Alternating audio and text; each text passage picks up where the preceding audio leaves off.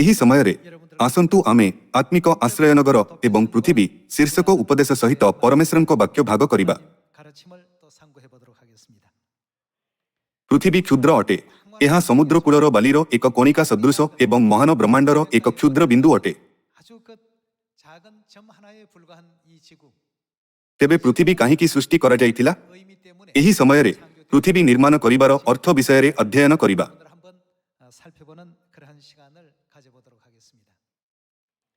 ପରମେଶ୍ୱର କହିଲେ ଯେ ସେ ପ୍ରତ୍ୟେକ ବିଷୟକୁ ତାହାଙ୍କ ଉଦ୍ଦେଶ୍ୟ ଏବଂ କିଛି ଅର୍ଥରେ ସୃଷ୍ଟି କଲେ।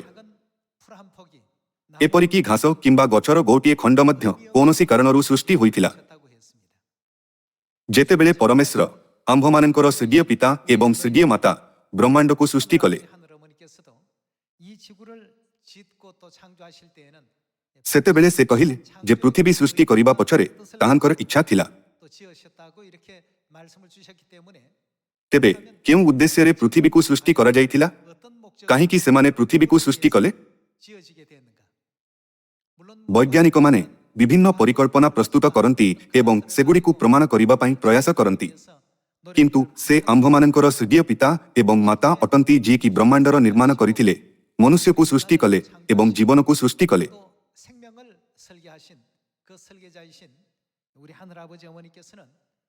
ବାଇବଲ ମାଧ୍ୟମରେ ସେମାନେ କୁହନ୍ତି ଯେ ପୃଥିବୀକୁ ଆକସ୍ମିକ ଭାବରେ ସୃଷ୍ଟି କରାଯାଇ ନାହିଁ, କିନ୍ତୁ ତାହା ପରମେଶ୍ୱରଙ୍କ ମହାନ ଇଚ୍ଛା ଏବଂ କିଛି ଅର୍ଥ ସହିତ ସୃଷ୍ଟି କରାଯାଇଥିଲା।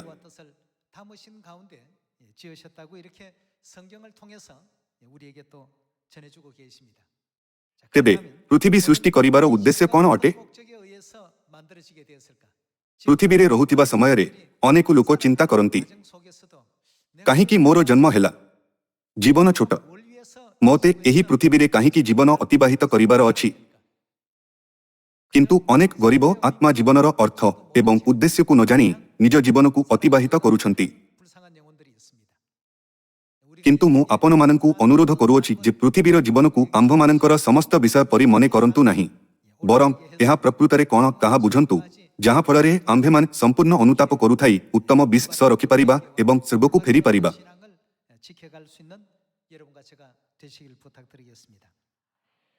ପୃଥିବୀ ଆତ୍ମିକ ଭାବରେ ଆଶ୍ରୟ ନଗର ଅଟେ।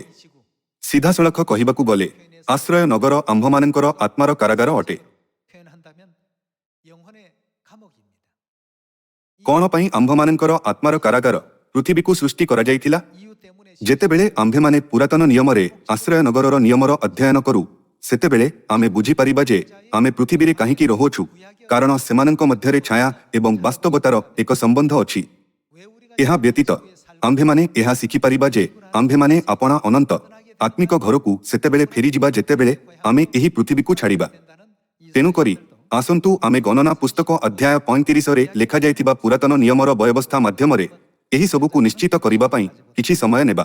ଆସନ୍ତୁ ଆମ୍ଭେମାନେ ପୃଥିବୀ ଏବଂ ଆତ୍ମିକ ଜଗତର ତୁଳନା କରିବା, ଯେହେତୁ ପୃଥିବୀ ଆମ୍ଭମାନଙ୍କୁ ଏକ ପ୍ରତିରୂପ ଏବଂ ଛାୟା ଭାବରେ ପ୍ରଦାନ କରାଯାଇଅଛି। ପୁରାତନ ନିୟମର ବ୍ୟବସ୍ଥାରେ ଆଶ୍ରୟ ନଗରର ନିୟମ, ଯାହାକୁ ଆପଣ ଗଣନା ପୁସ୍ତକ 35 ପଦ 9ରେ ପଢ଼ିପାରିବେ, ତାହା ଆମ୍ଭମାନଙ୍କ ପାଇଁ ବହୁତ ପ୍ରଭାବଶାଳୀ ଅଟେ। ଯେତେବେଳେ ଆମ୍ଭେମାନେ ଆଶ୍ରୟ ନଗରର ନିୟମକୁ ଧ୍ୟାନର ସହ ଅଧ୍ୟୟନ କରିବା, ସେତେବେଳେ ଆମ୍ଭେମାନେ ଆମ୍ଭମାନଙ୍କ ଆତ୍ମା ବିଷୟରେ ପ୍ରତ୍ୟେକ ଗୁରୁତ୍ୱପୂର୍ଣ୍ଣ ମାମଲାର ଶିକ୍ଷା କରିପାରିବା। ଯଦି ଆମ୍ଭେ ଆଶ୍ରୟ ନଗରର ନିୟମକୁ ବୁଝି ନ ପାରିବା, ଯାହାକି ଏକ ଛାୟା ସଦୃଶ ପ୍ରସ୍ତୁତ କରାଯାଇଥିଲା, ତେବେ ଆମ୍ଭେମାନେ ଏହା ବୁଝିବାରେ ବିଫଳ ହେବା ଯେ କାହିଁକି ଆମ୍ଭେମାନେ ପୃଥିବୀରେ ବାସ କରୁଅଛୁ ଏବଂ କାହିଁକି ଆମ୍ଭମାନଙ୍କୁ ନୂତନ ନିୟମର ସତ୍ୟକୁ ପାଳନ କରିବା ଉଚିତ। ତେବେ ଆମ୍ଭେମାନେ ଅସହାୟ ହୋଇ ଏକ ଅସ୍ପଷ୍ଟ ବିଶ୍ୱାସ ରଖିବା। ଦୃଢ଼ ବିଶ୍ୱାସ ରଖିବା ପାଇଁ ଆମ୍ଭମାନଙ୍କୁ ଏହାକୁ ସ୍ପଷ୍ଟ ଭାବରେ ବୁଝିବା ଆବଶ୍ୟକ। ତେଣୁକରି ପରମେଶ୍ୱର କହିଲେ, ଆମ୍ଭର ଲୋକମାନେ ଜ୍ଞାନର ଅଭାବ ସକାଶୁ ବିନଷ୍ଟ ହୋଇଅଛନ୍ତି। ଆସନ୍ତୁ ଆମ୍ଭେମାନେ ଗଣନା ପୁସ୍ତକ 35 ପଦ 9ରେ ଏକ ସଙ୍ଗରେ ପରମେଶ୍ୱରଙ୍କ ଶିକ୍ଷାକୁ ଦେଖିବା। ପଦ 9। ଅନନ୍ତର ସଦାପ୍ରଭୁ ମୋଶେଙ୍କୁ କହିଲେ, ଇସ୍ରାଏଲ ସନ୍ତାନଗଣକୁ କୁହ, ତୁମ୍ଭେମାନେ ଜର୍ଦ୍ଦନ ପାର ହେଇ କିନାନ ଦେଶରେ ଉପସ୍ଥିତ ହେଲେ। ଆପଣମାନଙ୍କର ଆଶ୍ରୟ ନଗର ହେବା ନିମନ୍ତେ କେତେଗୁଡ଼ିଏ ନଗର ନିରୂପଣ କରିବ। ତହିଁରେ ଯେଉଁ ଜନ ଭ୍ରାନ୍ତିରେ କୌଣସି ମନୁଷ୍ୟକୁ ବଧ କରେ, ଏପରି ନରହତ୍ୟାକାରୀ ସେଠାକୁ ପଳାଇ ଯାଇପାରିବ।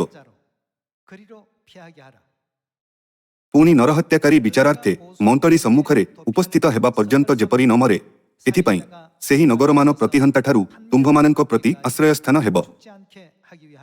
ଏହି ରୂପେ ତୁମ୍ଭେମାନେ ଯେ ନଗର ଦେବ ତାହା ତୁମ୍ଭମାନଙ୍କ ନିମନ୍ତେ 6 ଆଶ୍ରୟ ନଗର ହେବ। ତୁମ୍ଭେମାନେ ଜର୍ଦ୍ଦନର ପୂର୍ବ ପାରିରେ 3 ନଗର ଦେବ ଓ କିନାନ ଦେଶ ମଧ୍ୟରେ 3 ନଗର ଦେବ, ତାହା ସବୁ ଆଶ୍ରୟ ନଗର ହେବ। ତେଣୁକରି ଆଶ୍ରୟ ନଗର ହେଉଛି ଏପରି ଏକ ସ୍ଥାନ ଯେଉଁଠାକୁ ଜଣେ ପାପୀ ପଳାୟନ କରିପାରେ ଏବଂ ଅସ୍ଥାୟୀ ଭାବରେ ରହିପାରେ। ପଦ 15 ଇସ୍ରାଏଲ ସନ୍ତାନମାନଙ୍କ ନିମନ୍ତେ ଓ ସେମାନଙ୍କ ମଧ୍ୟରେ ବିଦେଶୀ ଓ ପ୍ରବାସୀ ନିମନ୍ତେ ସେହି 6 ନଗର ଆଶ୍ରୟ ସ୍ଥାନ ହେବ। ତହିଁରେ ଯେ ପ୍ରତ୍ୟେକ ଜନଭ୍ରାନ୍ତିରେ କୌଣସି ମନୁଷ୍ୟକୁ ବଧ କରେ ସେ ସେହି ସ୍ଥାନକୁ ପଳାଇ ଯାଇପାରେ। ଯେ କେହି ଅଜାଣତରେ କାହାକୁ ହତ୍ୟା କରିଅଛି, ଏହାର ଅର୍ଥ ନୁହେଁ ଯେ ସେ ତାହାକୁ ମାରିବାକୁ ଚାହୁଁଥିଲା କିନ୍ତୁ ଅଜାଣତରେ ପାପ କରିଦେଲା। ଏହା ଏକ ଭୁଲ ଥିଲା।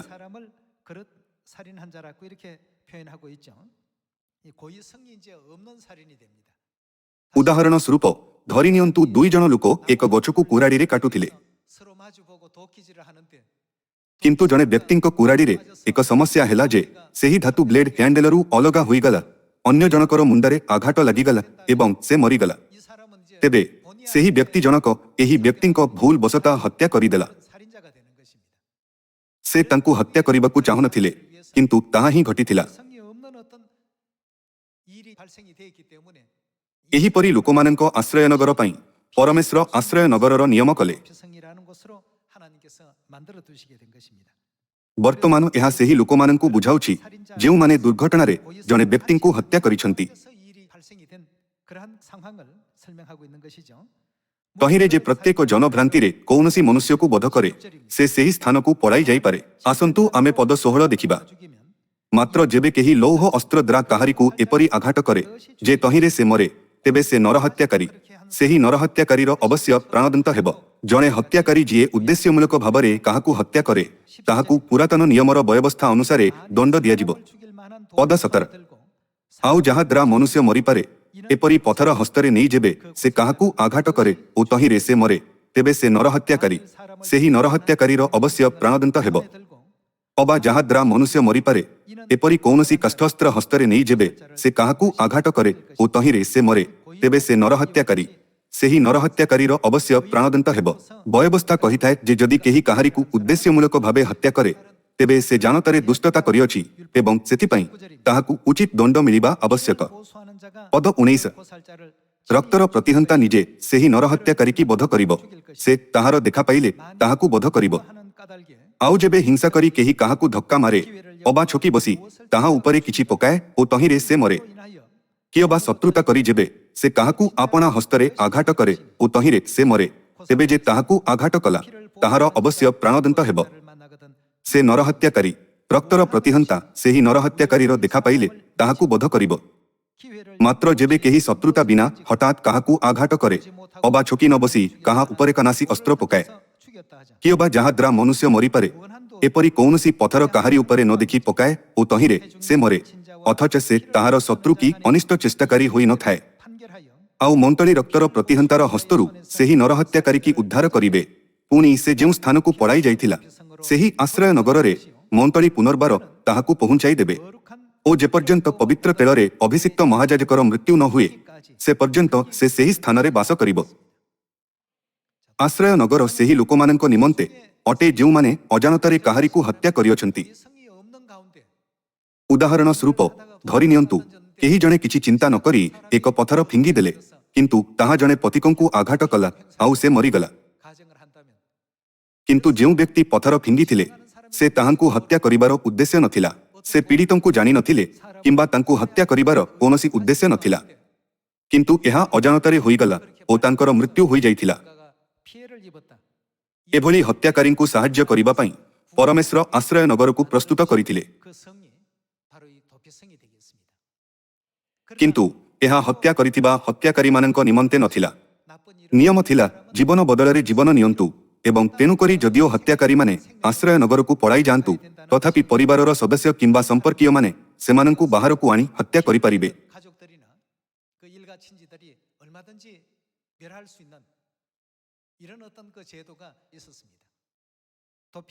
କେବଳ ସେହିମାନେ ଯେଉଁମାନେ ବିନା କୌଣସି ଉଦ୍ଦେଶ୍ୟରେ ଭୁଲ ବଶତଃ କିମ୍ବା ଅଜାଣତରେ କାହାକୁ ହତ୍ୟା କରିଅଛନ୍ତି ସେମାନେ ହିଁ ଆଶ୍ରୟ ନଗରରେ ରହିପାରିବେ।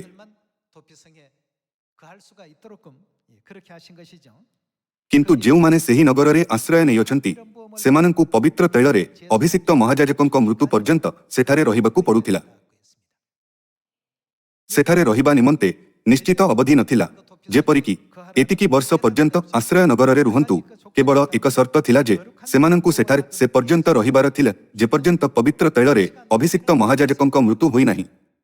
ଧରି ନିଅନ୍ତୁ ଯେ ଆଜି କେହି ଏକ ଦୁର୍ଘଟଣା କାରଣରୁ ଆଶ୍ରୟ ନଗରରେ ପ୍ରବେଶ କରିଅଛନ୍ତି, କିନ୍ତୁ ପରଦିନ ପବିତ୍ର ତୈଳରେ ଅଭିଷିକ୍ତ ମହାଯାଜକ ମୃତ୍ୟୁବରଣ କଲେ, ତେବେ ତାହା ପାଇଁ ପରଦିନ ହେଉଛି ମୁକ୍ତିର ଦିନ। ଆସନ୍ତାକାଲି ସେ ସ୍ୱତନ୍ତ୍ର ଭାବରେ ଘରକୁ ଫେରି ଯାଇପାରିବ।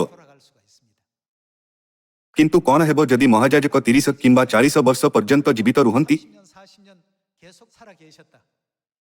ତେବେ ସେହି ଲୋକ ଯିଏ ଆଜି ଆଶ୍ରୟ ନଗରକୁ ଆସିଅଛି ତାହାକୁ 30 ବର୍ଷ କିମ୍ବା 40 ବର୍ଷ ପର୍ଯ୍ୟନ୍ତ ସେହିଠାରେ ରହିବାକୁ ହେବ। ଯଦି ସେମାନେ ଭାଗ୍ୟବାନ ଅଟନ୍ତି, ଯେପରି ଦୁନିଆ କହିଥାଏ, ତେବେ ସେମାନେ ଆଜି ଭିତରକୁ ଆସିପାରିବେ ଏବଂ ଆସନ୍ତାକାଲି ମୁକ୍ତି ମିଳିପାରିବ। ଏହା ବିପରୀତ ସେମାନଙ୍କୁ ସେଠାରେ 30 କିମ୍ବା 40 ବର୍ଷର ଲମ୍ବା ସମୟ ପର୍ଯ୍ୟନ୍ତ ରହିବାକୁ ପଡ଼ିପାରେ। ସେମାନଙ୍କର ସେଠାରେ ରହିବାର ଅବଧି ସେତେବେଳେ ସମାପ୍ତ ହୋଇଥାଏ ଯେତେବେଳେ ପବିତ୍ର ତୈଳ ଦ୍ୱାରା ଅଭିଷିକ୍ତ ମହାଯାଜକ ମୃତ୍ୟୁବରଣ କରିଥାଏ। ଆଶ୍ରୟ ନଗରର ବ୍ୟବସ୍ଥାରେ ଏହା ଏକ ଗୁରୁତ୍ୱପୂର୍ଣ୍ଣ ବିଷୟ ଅଟେ।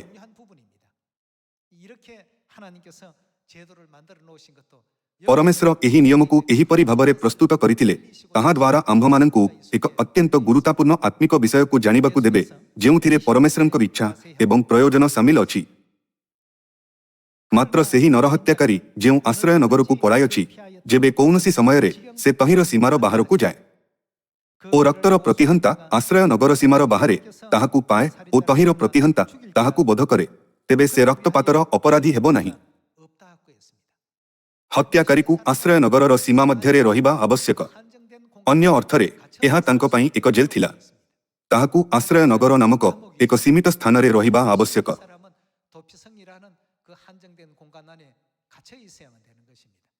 ଯଦି ସେ ମହାଯାଜକଙ୍କ ମୃତ୍ୟୁ ପୂର୍ବରୁ ନିଜ ଇଚ୍ଛାରେ ଆଶ୍ରୟ ନଗର ବାହାରକୁ ଚାଲିଯାଏ, ଯଦିଓ ସେ ପୀଡ଼ିତଙ୍କ ପରିବାରକୁ ସାକ୍ଷାତ କରେ ଏବଂ ହତ୍ୟା କରାଯାଏ, ତଥାପି ତାହା ପାଖରେ ତାହାଙ୍କ ପ୍ରତି ସହାନୁଭୂତି ପ୍ରକାଶ କରିବାକୁ କେହି ନାହାନ୍ତି।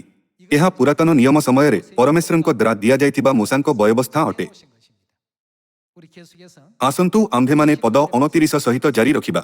ଆଉ ତୁମ୍ଭମାନଙ୍କର ପୁରୁଷାନୁକ୍ରମେ ସକଳ ନିବାସ ସ୍ଥାନରେ ଏହିସବୁ ତୁମ୍ଭମାନଙ୍କ ବିଚାରର ବିଧି ହେବ। ଯେଉଁ ବ୍ୟକ୍ତି କୌଣସି ଲୋକକୁ ବଧ କରେ, ସେହି ନରହତ୍ୟାକାରୀ ସାକ୍ଷୀମାନଙ୍କ ସାକ୍ଷ୍ୟ ଦ୍ୱାରା ହତ ହେବ। ମାତ୍ର ଏକ ସାକ୍ଷୀର ସାକ୍ଷ୍ୟ କୌଣସି ଲୋକର ପ୍ରତିକୂଳରେ ପ୍ରାଣଦଣ୍ଡ ନିମନ୍ତେ ଗ୍ରାହ୍ୟ ହେବ ନାହିଁ। ଆହୁରି ପ୍ରାଣଦଣ୍ଡଯୋଗ୍ୟ ନରହତ୍ୟାକାରୀର ପ୍ରାଣ ନିମନ୍ତେ କୌଣସି ପ୍ରାୟଶ୍ଚିତ୍ତ ଗ୍ରହଣ କରିବ ନାହିଁ, ମାତ୍ର ସେ ଅବଶ୍ୟ ହତ ହେବ। ପଦ 32 ପୁଣି କେହି ଯେପରି ଆପଣା ଆଶ୍ରୟ ନଗରକୁ ପଳାଇ ପୁନର୍ବାର ଆପଣା ଦେଶକୁ ଆସି ବାସ କରେ, ଏଥିପାଇଁ ତୁମ୍ଭେମାନେ ଯାଜକର ମରଣ ପର୍ଯ୍ୟନ୍ତ ତାହା ନିମନ୍ତେ କୌଣସି ପ୍ରାୟଶ୍ଚିତ୍ତ ଗ୍ରହଣ କରିବ ନାହିଁ।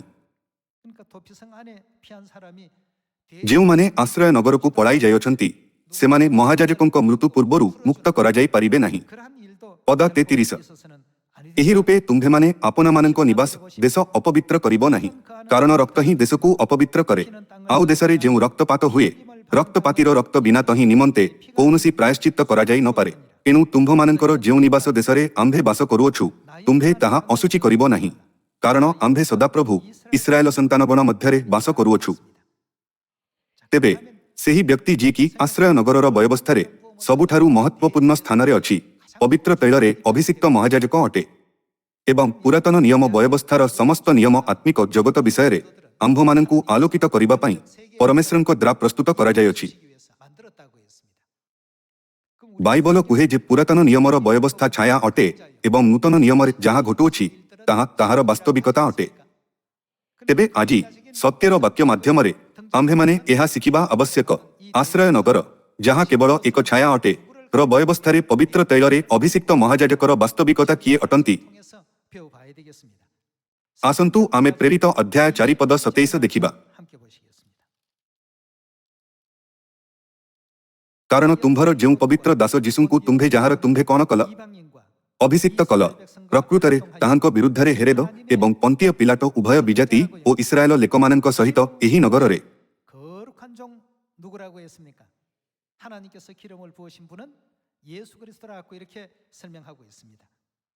ଆସନ୍ତୁ ଆମେ ଦାନିଏଲ 9 ପଦ 24କୁ ଯିବା। आज्ञा लंघन समाप्त करिबाकू ओ पापर शेष करिबाकू ओ अधर्मर प्रायश्चित्त करिबाकू आउ अनंत काल स्थायी धर्म आनिबाकू पुनि दर्शन ओ भविष्यवाक्य मुद्रांकित करिबाकू ओ पवित्रतमंकु अभिषिक्त करिबाकू तुम्भ लोकंकर ओ तुम्भ पवित्र नगर निमंते 70 सप्ताह निरूपित हेयछि। एठारे पवित्रतम हेउछंती जीसु जेपरि प्रेरित 4 पद 27 रे वर्णना करा जाइछि। निश्चित भावे जीसु ख्रीष्ट सेही अटंती जी की राजा एवं महायाजक भावरे समस्त भविष्यवाणी पूर्ण कले। हाँ ना किंतु आजि आसंतु आमे आश्रय नगर विषय चिंता करिबा। केवल जेतेबेले पवित्र तैलरे अभिषिक्त महायाजक मृत्युवरण करे सेतेबेले आश्रय नगरर समस्त लोक निज निज गृहकू फेरी जाई पारिबे।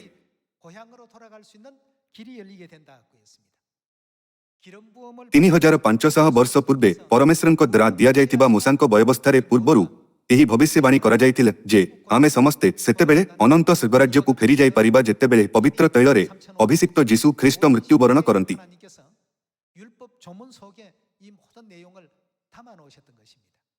तेबे कोन प्रकृतरे पृथ्वीरे पवित्र तैलरे अभिषिक्त महायाजक थिले? आसंतु आम्भेमाने इब्री 5 पद 8 रे परमेश्वरଙ୍କ वाक्य माध्यमरे निश्चित करिबा। पुत्र हेले हैं दुख भोग द्वारा आज्ञाबहता शिक्षा कले पुनि सिद्ध हेई निज आज्ञाकारी मानक प्रति अनंत परित्राणर कारण स्वरूप हेले। एहेतु से ईश्वरଙ୍କ कर्तृक कोण मल्कयसेदकଙ୍କ सदृश महायाजक बेली नाम प्राप्त हेले।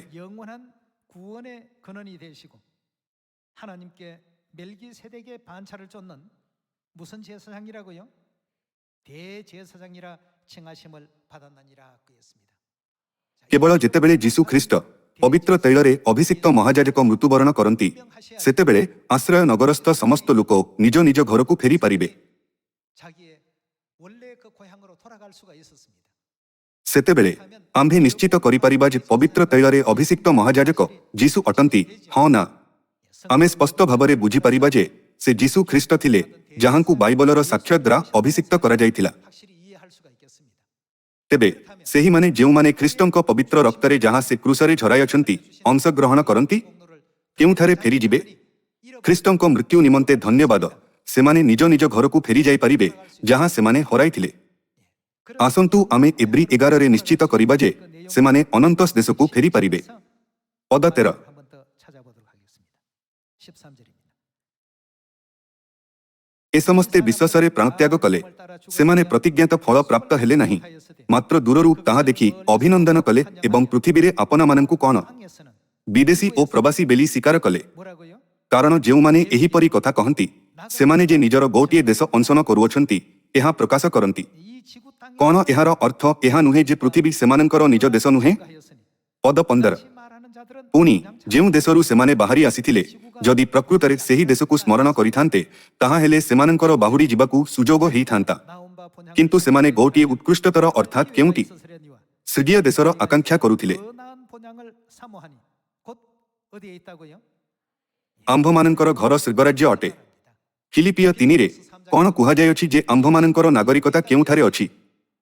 एहा स्वर्गरे अछि। तेबे स्वर्गराज्य आंभमानंकर घर अटे जेउठारे आंभमानंकर नागरिकता अछि। आंभेमाने आश्रय नगर पृथ्वीरे अस्थायी भावे वास करुअछु। आंभमानंक अनंत स्वर्गराज्यकू फेरिबा पई किए मृत्युवरण करिबा उचित? 누가 반드시 돌아가셔야 되느냐 하면 जीसु ख्रीष्ट जी की पवित्र तैलरे अभिषिक्त महायाजक अटंती मृत्युवरण करिबा उचित एवं आपना रक्त झराइबा उचित। केवल ताहांक रक्तर शक्ति द्वारा आंभेमाने आंभमानंकर अनंत स्वर्गीय देशकू फेरिबार अनुग्रह पाई पारिबा। 받게 되는 것입니다. मूसाଙ୍କ व्यवस्थारे आश्रय नगरर नियम अनुଯାयी आमे वर्तमान केउठारे अछु? 이것이 과연 무엇인가? जेउ लोकमाने केवल महायाजकंकर मृत्यु हेबा द्वारा ही घरकू फेरी पारिबे वर्तमान पृथ्वीरे एकत्रित होइअछंती। 이 지구 별은 तेबे आत्मिक भावरे कहिबाकू गले एही पृथ्वी कोन अटे? एहा आश्रय नगर अटे। 비성이죠. आश्रय नगररे जदिओ काहा पाखरे बहुत धन महान शक्ति महान ज्ञान एवं बुद्धि अछि 지혜가 많고 कोन सेमाने निज सामर्थ्यरे घरकू फेरी जाई पारिबे कि? 스스로의 नहीं 가지고는 सेमाने जाई पारिबे नहीं 고향 돌아갈 केही जाई पारिबे नहीं। 없습니다. 오직 केवल काहा बलिदान माध्यमरे आमे पुनर्बार स्वर्गकू फेरी पारिबा? महायाजक 대제사장 महायाजकंकर बलिदान बिना आम्भेमाने कदापि आम्भमानंकर अनंत गृहकू फेरी पारिबु नहीं। 영원한 고향 돌아갈 수 없는 ତେବେ କେଉଁ ସତ୍ୟ ଦ୍ୱାରା ପବିତ୍ର ତୈଳରେ ଅଭିଷିକ୍ତ ମହାଯାଜକ ଆମ୍ଭମାନଙ୍କୁ ଆପଣା ବଳିଦାନର ରକ୍ତ ଦ୍ୱାରା ସହଭାଗୀ ହେବା ନିମନ୍ତେ ଦିଅନ୍ତି? ଆମ୍ଭେମାନେ ଇବ୍ରୀ ଅଧ୍ୟାୟ 5 ପଦ 10 ପଢ଼ିଅଛୁ। କଣ ସେ କହିନାହାନ୍ତି ଯେ ମଲ୍କୀସେଦକଙ୍କ ରୀତି ଅନୁସାରେ ମହାଯାଜକ ଅଟନ୍ତି? 멜기세덱의 반차를 쫓는 대제사장이라고 하지 않았습니까? 우리가 ତେବେ ପବିତ୍ର ତୈଳ ଦ୍ୱାରା ଅଭିଷିକ୍ତ ମହାଯାଜକଙ୍କର ରକ୍ତରେ ଅଂଶଗ୍ରହଣ କରିବା ଏବଂ ଅନନ୍ତ ସ୍ୱର୍ଗୀୟ ଦେଶକୁ ଫେରିବା ନିମନ୍ତେ କଣ ଆମ୍ଭେ ସମସ୍ତେ ମଲ୍କୀସେଦକଙ୍କ ରୀତିରେ ରହିବା ଉଚିତ ନୁହେଁ? 안에 속해 있는 우리 모두가 되어야 되지 않겠습니까? ଯଦି ଆମ୍ଭେମାନେ ମଲ୍କୀସେଦକଙ୍କ ରୀତିରେ ରହିବା ନାହିଁ, ତେବେ ଆମ୍ଭେମାନେ ମଲ୍କୀସେଦକଙ୍କ ରୀତିରେ ମହାଯାଜକଙ୍କର ଅନୁଗ୍ରହ ପ୍ରାପ୍ତ କରିପାରିବା ନାହିଁ। 은혜를 더디볼 수 없는 그런 입장이 되고 말 것입니다. ତେବେ ମଲ୍କୀସେଦକଙ୍କ ରୀତି କଣ ଅଟେ? ସଂକ୍ଷେପରେ କହିବା ତେବେ ଏହାର ଅର୍ଥ ହେଉଛି ଯେ ଆମ୍ଭେମାନେ ନୂତନ ନିୟମର ନିସ୍ତାର ପର୍ବର ସତ୍ୟରେ ରହିବା ଉଚିତ। 진리 안에 있어야 ଆପଣମାନଙ୍କ ମଧ୍ୟରୁ କିଛି ଲୋକ ହୁଏତ ପ୍ରଥମ ଥର ପାଇଁ ମଲ୍କୀସେଦକଙ୍କ ବିଷୟରେ ଶୁଣିଥିବେ। 지금 ତେଣୁକରି ଆସନ୍ତୁ ଆମ୍ଭେମାନେ ଆଦି ପୁସ୍ତକ ଅଧ୍ୟାୟ 14 ଦ୍ୱାରା ମଲ୍କୀସେଦକଙ୍କ ବିଷୟରେ ସଂକ୍ଷିପ୍ତରେ ଅଧ୍ୟୟନ କରିବା। 어떤 분이신가에 대해서 간단하게 한번 살펴보시고 ଆମ୍ଭମାନଙ୍କୁ ଏହା ଜାଣିବା ଉଚିତ ଯେ ମଲ୍କୀସେଦକ କିଏ ଅଟନ୍ତି ଏବଂ ସ୍ୱର୍ଗୀୟ ପିତା ଓ ମାତାଙ୍କୁ ଆମ୍ଭମାନଙ୍କୁ ନୂତନ ନିୟମକୁ ଜଣାଇବା ନିମନ୍ତେ ଧନ୍ୟବାଦ ଓ ଗୌରବ ପ୍ରଦାନ କରିବା ଉଚିତ। ଆସନ୍ତୁ ଆମେ ଆଦି ପୁସ୍ତକ 14 ପଦ 17 ଦେଖିବା। ଏହି ରୂପେ ଅବ୍ରାମ କଦର୍ଲାଏମରକୁ ଓ ତାଙ୍କର ସହାୟ ରାଜଗଣକୁ ଜୟ କରି ବାହୁଡ଼ିଲା ଉତ୍ତାରେ ସଦେମର ରାଜା ତାଙ୍କ ସହିତ ସାକ୍ଷାତ କରିବାକୁ ସାବିପଦା ଅର୍ଥାତ୍ ରାଜାର ପଦକୁ ଗମନ କଲେ। ମଲ୍କୀସେଦକ କଣ ଘେନି ଆସିଲେ? ସେ ରୋଟି ଓ ଦ୍ରାକ୍ଷାରସ ଘେନି ଆସିଲେ। ସେ ସର୍ବୋପରିସ୍ଥ ପରମେଶ୍ୱରଙ୍କ ଯାଜକ ଥିଲେ। ପୁଣି ସାଲମର ରାଜା ମଲ୍କୀସେଦକ ରୋଟି ଓ ଦ୍ରାକ୍ଷାରସ ଘେନି ଆସିଲେ। ସେ ସର୍ବୋପରିସ୍ଥ ପରମେଶ୍ୱରଙ୍କର ଯାଜକ। ଏହି ମଲ୍କୀସେଦକ ଯିଏକି ପୁରାତନ ନିୟମରେ ପ୍ରକାଶିତ ହେଲେ, ସେ ଅବ୍ରାହମଙ୍କୁ ଅନ୍ୟ କୌଣସି ବଳିଦାନ ଦ୍ୱାରା ନୁହେଁ, ରୋଟି ଓ ଦ୍ରାକ୍ଷାରସ ଦ୍ୱାରା ଆଶୀର୍ବାଦ କଲେ। 포도주를 가지고 이와 같이 아브라함을 축복했다고 이렇게 기록하고 있습니다. ଯେହେତୁ ଯୀଶୁ ମଧ୍ୟ ମଲ୍କୀସେଦକଙ୍କ ପରି ମହାଯାଜକ ଅଟନ୍ତି, 대제사장 ତେଣୁକରି ସେ ମାନବ ଜାତିକୁ ଅନନ୍ତ ଜୀବନ ଆଶୀର୍ବାଦ ଦେବା ନିମନ୍ତେ କାହାର ପ୍ରୟୋଗ କରିଥିଲେ? 뭘 사용하셨습니까? ନୂତନ ନିୟମରେ ଆମ୍ଭେମାନେ ଯୀଶୁଙ୍କୁ ରୋଟି ଏବଂ ଦ୍ରାକ୍ଷାରସ ମାଧ୍ୟମରେ ତାହାଙ୍କ ଲୋକମାନଙ୍କୁ ଆଶୀର୍ବାଦ ପ୍ରଦାନ କରୁଥିବାର ଦେଖିପାରିବା। 어떤 제사장들은 ଇସ୍ରାଏଲର ସମସ୍ତ ଯାଜକ ପରମେଶ୍ୱରଙ୍କୁ ପଶୁର ରକ୍ତ ବଳିଦାନ ସ୍ୱରୂପ ଉତ୍ସର୍ଗ କଲେ, 그 제물로 삼았습니다만 କିନ୍ତୁ ମଲ୍କୀସେଦକ ଭିନ୍ନ ଥିଲେ। 만큼은 어떻게 했습니까? ସେ ରୋଟି ଓ ଦ୍ରାକ୍ଷାରସ ଦ୍ୱାରା ଅବ୍ରାହମଙ୍କୁ ଆଶୀର୍ବାଦ କଲେ। ପୁରାତନ ନିୟମ ଏକ ଛାୟା ଏବଂ ନୂତନ ନିୟମ ବାସ୍ତବ ଅଟେ। 그림자 ଏହି ମଲ୍କୀସେଦକ ଯିଏକି ଛାୟା ଓ ଭବିଷ୍ୟବାଣୀ ଥିଲେ, ଯୀଶୁଙ୍କ ଦ୍ୱାରା ସ୍ୱୀକାର କରାଗଲା। ଆସନ୍ତୁ ଆମେ ମାଥ୍ୟୁ ଅଧ୍ୟାୟ 26ରେ ଏହାକୁ ନିଶ୍ଚିତ କରିବା। 26장에서 답을 한번 찾아보시고 ଯଦିଓ ଆଜି ସମଗ୍ର ବିଶ୍ୱରେ ଅନେକ ଚାର୍ଚ୍ଚ ଅଛି, କିନ୍ତୁ ଯେଉଁମାନେ ମଲ୍କୀସେଦକଙ୍କ ରୀତି ଅନୁସାରେ ନାହାନ୍ତି, ସେମାନେ ଖ୍ରୀଷ୍ଟଙ୍କ ରକ୍ତ ପରିଧାନ କରିପାରିବେ ନାହିଁ। 피공로를 ତେବେ କଣ ସେମାନେ ସ୍ୱର୍ଗରାଜ୍ୟକୁ ଫେରିପାରିବେ? 영원한 영적 고향 ସେମାନେ କେବେ ମଧ୍ୟ ପ୍ରବେଶ କରିପାରିବେ ନାହିଁ।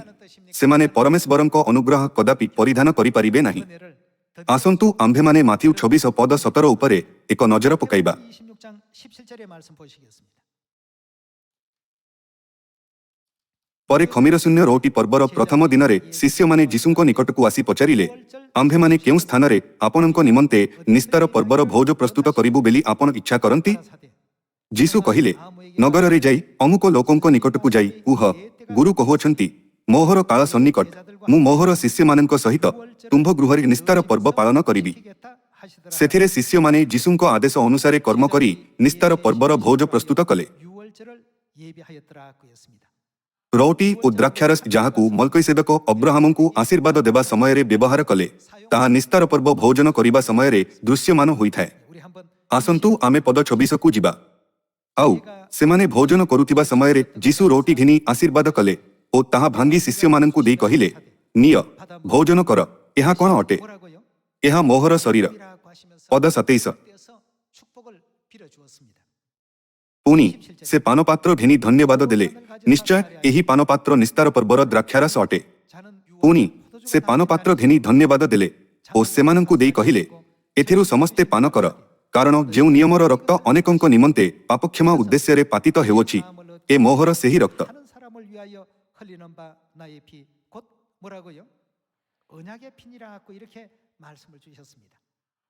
자, 6월 ନିସ୍ତାର ପର୍ବର ରୋଟି ଓ ଦ୍ରାକ୍ଷାରସ ପାଇଁ ଧନ୍ୟବାଦ ଦେବା ପରେ ସେ ମାନବ ଜାତିକୁ ରୋଟି ଓ ଦ୍ରାକ୍ଷାରସ ଦ୍ୱାରା କଣ ଆଶୀର୍ବାଦ ଦେଲେ? 인류에게 ଗୀତ ସଂହିତା 133 ଅନୁଯାୟୀ परमेश्वर सियोनरे आशीर्वाद करंती 편에 보면 सेही आशीर्वाद कौन अटे 복을 명하셨나니 무슨 복을요? 영생이라는 이와 같은 축복을 복비로 주었습니다. पुरातन नियमरे मल्कैसेदक रोटी और द्राक्षारस द्वारा अब्राहमଙ୍କୁ शारीरिक आशीर्वाद देले 적인 복을 빌어 주었다면 आत्मिक मल्कैसेदक जीसु ख्रीष्ट रोटी और द्राक्षारस द्वारा मानव जाति को आशीर्वाद कले जे केही एही पवित्र नूतन नियमरे अंशग्रहण करे से अनंत जीवन पाई परिबो 빌어 주었던 것입니다. तेणु करी एब्री अध्याय 5 कहिथाए जीसु ख्रीष्टଙ୍କୁ मल्कैसेदकଙ୍କ रीति अनुसारे महायाजकर पद प्राप्त हेला 말씀을 받아 आसंतु आम्भेमाने लुक लिखित सुसमाचार अध्याय 22 देखिबा 누가복음 22 लुक अध्याय 22 पद 7 परे जेउ दिन निस्तार पर्वर मेषशाबक बलिदान करिबाकु हुए खमीर शून्य रोटी पर्वर सेही दिन उपस्थित हेला आउ से पितर ओ जेहनଙ୍କୁ एहा कहि पठाइले आम्भेमाने जेपरि भोजन करि परिबु एथिपाई तुम्भेमाने जाई आम्भमानଙ୍କ निमंते निस्तार पर्वर भोज प्रस्तुत कर सेथिरे सेमाने ताहांकु पचारिले आम्भेमाने केउ स्थानरे प्रस्तुत करिबु बोली आपण इच्छा करंती से सेमानଙ୍କୁ कहिले देख तुम्भेमाने नगररे प्रवेश करंते जलकुंभ घेनि जाउथिबा जणे लोक तुम्भमानଙ୍କୁ भेटिबो से जेउ गृहरे प्रवेश करिबो ताहार पछे पछे सेही गृहकु जाई गृहर कर्तांकु कहिबो गुरु आपणଙ୍କୁ पचारु अछंती मु मोहर शिष्यमानଙ୍କ सहित जेउठारे निस्तार पर्वर भोज पालन करिबि सेही अतिथिशाला काहि सेथिरे से तुम्भमानଙ୍କୁ सुसज्जित गोटिए उपरिस्थ बृहत कोठरी देखाई देबे से स्थानरे प्रस्तुत कर आउ सेमाने जाई से सेमानଙ୍କୁ जेपरि कहिथिले सेही परि देखि निस्तार पर्वर भोज प्रस्तुत कले पुनी समय उपस्थित होन्ते से ओ ताहांको संगे प्रेरित माने भोजन करिबाकु बसिले आउ से सेमानଙ୍କୁ कहिले मोहर दुख भोग पूर्वे मु तुम्भमानଙ୍କ सहित एही निस्तार भोज पालन करिबाकु एकांत बांछा कली ଏହା ଏଥିପାଇଁ ଅଟେ କାରଣ ଯୀଶୁଙ୍କୁ ମାର୍ଗ ପ୍ରସ୍ତୁତ କରିବା ଉଚିତ ଏବଂ ମାର୍ଗ ଶିକ୍ଷା ଦେବା ଉଚିତ ଯାହା ଫଳରେ ଆମ୍ଭେମାନେ ମଲ୍କୈସେଦକଙ୍କ ରୀତି ଅନୁସାରେ ସତ୍ୟରେ ପ୍ରବେଶ କରିପାରିବା 만들어 놓으셔야 되고 길을 예비해 주셔야만 됩니다. ଆସନ୍ତୁ ଆମେ ପଦ 19 ସହିତ ଜାରି ରଖିବା ପୁଣି ସେ ରୋଟି ଘେନି ଧନ୍ୟବାଦ ଦେଲେ ଓ ତାହା ଭାଙ୍ଗି ମଲ୍କୈସେଦକ ଅବ୍ରାହମଙ୍କୁ କେଉଁ ଦ୍ୱାରା ଆଶୀର୍ବାଦ ଦେଲେ 빌어 주었다고요? ରୋଟି ଓ ଦ୍ରାକ୍ଷାରସ ଦ୍ୱାରା ସେହିପରି ଯୀଶୁ आत्मिक मल्कैसेदक मध्य रोटी और द्राक्षारस द्वारा मानव जाति को आशीर्वाद प्रदान करती 축복하고 계신 장면입니다. पुणी से रोटी घेनी धन्यवाद देले और ताहा भांगी सेमानଙ୍କୁ देई कहिले तुम्भमानଙ୍କ निमंते दत्त हेउथिबा मोहर शरीर एही मोते स्मरण करिबा निमंते एहा कर भोजन उत्तरे सेहीपरि से पानपात्र घेनी कहिले एही पानपात्र तुम्भमानଙ୍କ निमंते पातित हेउथिबा मोहर रक्तरे स्थापित नूतन नियम 것이라 하고 있습니다. से एहीपरि भाबरे नूतन नियमर सत्यକୁ स्थापन कले एवं तही आर दिन से क्रूसबिद्ध हेले 십자가에 그 다음 날 못 박히시게 된 것 아니겠습니까? ଖ୍ରୀଷ୍ଟଙ୍କ ରକ୍ତକୁ ପରିଧାନ କରିବା ନିମନ୍ତେ ଆମ୍ଭ ସମସ୍ତଙ୍କୁ ନୂତନ ନିୟମ ପାଳନ କରିବା ଉଚିତ 피는 우리 모두가 돼야 되겠습니다. ପରମେଶ୍ୱର ସେହିମାନଙ୍କୁ ଯେଉଁମାନେ ଏହାକୁ ପାଳନ କରନ୍ତି କୁହନ୍ତି ତୁମ୍ଭେ ଆମ୍ଭର ଲୋକ ଅଟ ତୁମ୍ଭମାନଙ୍କ ପାଖରେ ସ୍ୱର୍ଗର ନାଗରିକତା ଅଛି 하늘나라로 ତୁମ୍ଭେମାନେ ସ୍ୱର୍ଗକୁ ଫେରି ପାରିବ ଏହି ପୃଥିବୀ କେଉଁ ଉଦ୍ଦେଶ୍ୟରେ ସୃଷ୍ଟି ହୋଇଥିଲା 만들어진 것은 아닙니다. ଆତ୍ମିକ ଦୃଷ୍ଟିକୋଣରୁ ଏପରି କେହି ନାହିଁ ଯିଏକି ପାପ ବିନା ଏହି ଆଶ୍ରୟ ନଗରକୁ ଆସି ଅଛନ୍ତି 온 사람 아무도 없. ଯେହେତୁ ସମସ୍ତେ ପାପ କଲେ ସେ ଯେତେ ଗମ୍ଭୀର ହେଉନା କାହିଁକି ସେହିମାନେ ସମସ୍ତେ ବର୍ତ୍ତମାନ ଆଶ୍ରୟ ନଗର ପୃଥିବୀକୁ ଆସିଅଛନ୍ତି 하나님 앞에 ଏହା ପ୍ରଥମ ଯୋହନଙ୍କ ପୁସ୍ତକରେ ଲେଖାଯାଇଛି ଯଦି ଆମ୍ଭେମାନେ ଦାବି କରୁ ଯେ ଆମ୍ଭମାନଙ୍କ ଠାରେ ପାପ ନାହିଁ ତେବେ ଆମ୍ଭେମାନେ ପରମେଶ୍ୱରଙ୍କୁ ମିଥ୍ୟାବାଦୀ କରିଥାଉ ଜିରିମିୟ 31 ପଦ 31ରେ ଆସନ୍ତୁ ଆମ୍ଭେମାନେ ନିଶ୍ଚିତ କରିବା ଯେ ଆମ୍ଭେମାନଙ୍କୁ ମଲ୍କୈସେଦକଙ୍କ ରୀତିର ପାଳନ କରିବା ଉଚିତ ସଦାପ୍ରଭୁ କହନ୍ତି ଦେଖ ଯେଉଁ ସମୟରେ ଆମ୍ଭେ ଇସ୍ରାଏଲ ବଂଶ ଓ ଜିହୁଦା ବଂଶ ସହିତ ଏକ ନୂତନ ନିୟମ ସ୍ଥାପନ କରିବା ଏପରି ସମୟ ଆସୁଅଛି ଯୀଶୁ ନିସ୍ତାର ପର୍ବ ମାଧ୍ୟମରେ ନୂତନ ନିୟମ ଘୋଷଣା କଲେ ହଁ ନା 하지 않았습니까? ଆମ୍ଭେମାନେ ଲୁକ୍ 22 ପଦ 20ରେ ଏହାକୁ ନିଶ୍ଚିତ କରିଅଛୁ 전에 우리가 봤 ଆସନ୍ତୁ ଆମ୍ଭେମାନେ ପଦ 32 ସହିତ ଜାରି ରଖିବା ମିଶର ଦେଶରୁ ସେମାନଙ୍କର ପିତୃପୁରୁଷଗଣକୁ ବାହାର କରି ଆଣିବା ନିମନ୍ତେ ଆମ୍ଭେ ସେମାନଙ୍କର ହସ୍ତ ଧରିବା ଦିନ ସେମାନଙ୍କ ସହିତ ଆମ୍ଭର କୃତ ନିୟମାନୁସାରେ ନୁହେଁ ସଦାପ୍ରଭୁ କହନ୍ତି ଆମ୍ଭେ ସେମାନଙ୍କ ସ୍ମି ହେଲେ ହେଁ ସେମାନେ ଆମ୍ଭର ସେହି ନିୟମ ଲଙ୍ଘନ କଲେ ମାତ୍ର ସଦାପ୍ରଭୁ କହନ୍ତି ସେହି ସକଳ ଦିନର ଉତ୍ତରେ ଆମ୍ଭେ ଇସ୍ରାଏଲ ବଂଶ ସହିତ ଏହି ନିୟମ ସ୍ଥିର କରିବା 내가 ଆମ୍ଭେ ସେମାନଙ୍କ ଅନ୍ତରରେ ଆମ୍ଭର ବ୍ୟବସ୍ଥା ରଖିବା ଓ ସେମାନଙ୍କ ଅନ୍ତରରେ ତାହା ଲେଖିବା 나는 그들의 ଆଉ ଆମ୍ଭେ ସେମାନଙ୍କ କ'ଣ ହେବା ଆମ୍ଭେ ସେମାନଙ୍କର ପରମେଶ୍ୱର ହେବା ଓ ସେମାନେ କ'ଣ ହେବେ 있다고 했습니까? ସେମାନେ ଆମ୍ଭର ଲୋକ ହେବେ 될 것이라 하고 있습니다. ପଦ 33ରେ ପରମେଶ୍ୱର କହିଲେ ଆମ୍ଭେ ସେମାନଙ୍କ ଅନ୍ତରରେ ଆମ୍ଭର ବ୍ୟବସ୍ଥା ରଖିବା ଏଠାରେ ଆପଣା ବ୍ୟବସ୍ଥା କାହାକୁ ଦର୍ଶାଇଥାଏ ପରମେଶ୍ୱର କହିଲେ ଯେ ସେ ନୂତନ ନିୟମର ବ୍ୟବସ୍ଥା ସିଓନର ସମସ୍ତ ପ୍ରିୟ ସନ୍ତାନମାନଙ୍କ ହୃଦୟରେ ରଖିବେ 두시겠다 하고 했습니다. ଯେଉଁମାନେ ନୂତନ ନିୟମର ବ୍ୟବସ୍ଥା ପାଳନ କରନ୍ତି ସେମାନେ ପରମେଶ୍ୱରଙ୍କ ଲୋକ ହେବେ ଏବଂ ପରମେଶ୍ୱର ସେମାନଙ୍କର ପରମେଶ୍ୱର ହେବେ। 또 하나님은 그들의 하나님이 될 것이다 그 했습니다. ଏହି ଲୋକମାନେ ଅନନ୍ତ ସ୍ୱର୍ଗର ରାଜ୍ୟରେ ପ୍ରବେଶ କରିପାରିବେ, ହଁ ନା? ଆସନ୍ତୁ ଆମେ ପଦ 34 ଦେଖିବା। ପୁଣି ତୁମ୍ଭେମାନେ ପରମେଶ୍ୱରଙ୍କୁ ଜ୍ଞାତ ହୁଅ ବୋଲି କହି ସେମାନେ ପ୍ରତ୍ୟେକେ ଆପଣା ଆପଣା ପ୍ରତିବାସିକି ଓ ପ୍ରତ୍ୟେକେ ଆପଣା ଆପଣା ଭ୍ରାତାକୁ ଆଉ ଶିକ୍ଷା ଦେବେ ନାହିଁ। କାରଣ ସଦାପ୍ରଭୁ କହନ୍ତି ସେମାନଙ୍କର କ୍ଷୁଦ୍ରତମଠାରୁ ମହତ୍ତମ ପର୍ଯ୍ୟନ୍ତ ସମସ୍ତେ ଆମ୍ଭକୁ ଜ୍ଞାତ ହେବେ, କାରଣ ଆମ୍ଭେ ସେମାନଙ୍କର କ'ଣ ଅପରାଧ କ୍ଷମା କରିବା। ପୁରାତନ ନିୟମରେ ପବିତ୍ର ତୈଳରେ ଅଭିଷିକ୍ତ କରାଯାଇଥିବା ମହାଯାଜକଙ୍କ ମୃତ୍ୟୁର ଅର୍ଥ ପୃଥିବୀରେ ଯୀଶୁ ଖ୍ରୀଷ୍ଟଙ୍କ ମୃତ୍ୟୁ ଅଟେ। 땅에 오셔서 당하신 죽음을 의미하는 것입니다. ଖ୍ରୀଷ୍ଟଙ୍କ ମୃତ୍ୟୁ ଆମ୍ଭମାନଙ୍କର ସମସ୍ତ ପାପକୁ କ୍ଷମା କରିବାର ଏକ ଆତ୍ମିକ ପ୍ରକ୍ରିୟା ଥିଲା। 사해주기 위한 하나의 어떤 영적인 절차였고 과정이었습니다. ତାହାଙ୍କ ଯନ୍ତ୍ରଣା ଏବଂ ବଳିଦାନ ପାଇଁ ଧନ୍ୟବାଦ। ଆମ୍ଭମାନଙ୍କ ନିମନ୍ତେ ସ୍ୱର୍ଗୀୟ ଘରକୁ ଫେରିବାର ଗୌରବମୟ ମାର୍ଗ ଖୋଲି ଯାଇଅଛି। 된 길이 열리게 된 것 아니겠습니까? ଯେହେତୁ ଆମ୍ଭେ ସେମାନଙ୍କର ଅପରାଧ କ୍ଷମା କରିବା, ପୁଣି ସେମାନଙ୍କର ପାପ ଆମ୍ଭେ ଆଉ ସ୍ମରଣରେ ଆଣିବା ନାହିଁ। ପରମେଶ୍ୱର ନିଶ୍ଚିତ ଭାବେ କହିଛନ୍ତି ଯେପର୍ଯ୍ୟନ୍ତ ତୁମ୍ଭେମାନେ ନୂତନ ନିୟମରେ ରହିବ ସେ ପର୍ଯ୍ୟନ୍ତ ଆମ୍ଭେ ତୁମ୍ଭର ପରମେଶ୍ୱର ହେବା ଏବଂ ତୁମ୍ଭେମାନେ ଆମ୍ଭର ଲୋକ ହେବ। 말씀을 주셨습니다. ଆମ୍ଭମାନଙ୍କ ନିମନ୍ତେ ଆତ୍ମିକ ଆଶ୍ରୟ ନଗରରୁ ଆମ୍ଭମାନଙ୍କ ସ୍ୱର୍ଗୀୟ ଘରକୁ ଫେରିବାର ଏକମାତ୍ର ଉପାୟ ହେଉଛି ମହାଯାଜକ ଯୀଶୁ ଖ୍ରୀଷ୍ଟଙ୍କ ବହୁମୂଲ୍ୟ ରକ୍ତକୁ ପରିଧାନ କରିବା। 예수 그리스도의 ସେତେବେଳେ ଅନନ୍ତ କ୍ଷମା ସମ୍ପୂର୍ଣ୍ଣ ହୋଇଯିବ ଏବଂ ଆମ୍ଭମାନଙ୍କୁ ଅନନ୍ତ ଜୀବନ ଦିଆଯିବ। 영원한 죄 사함이 이루어지게 되고 영생이 주어지게 된다는 것 성경의 예언 ମୁଁ ଆଶା କରୁଅଛି ଯେ ଆମ୍ଭେମାନେ ପୁନର୍ବାର ଆପଣା ହୃଦୟରେ ନୂତନ ନିୟମ ନିସ୍ତାର ପର୍ବର ସତ୍ୟକୁ ଖୋଦିତ କରିବା, ଯାହା ବାଇବଲର ଭବିଷ୍ୟବାଣୀ ମାଧ୍ୟମରେ ପିତା ଏବଂ ମାତା ଆମ୍ଭମାନଙ୍କୁ ପ୍ରଦାନ କରିଅଛନ୍ତି। ଏହା ସହିତ ମୁଁ ଆଜିର ଉପଦେଶକୁ ଶେଷ କରିବାକୁ ଚାହୁଁଅଛି। ଆପଣଙ୍କୁ ବହୁତ ବହୁତ ଧନ୍ୟବାଦ।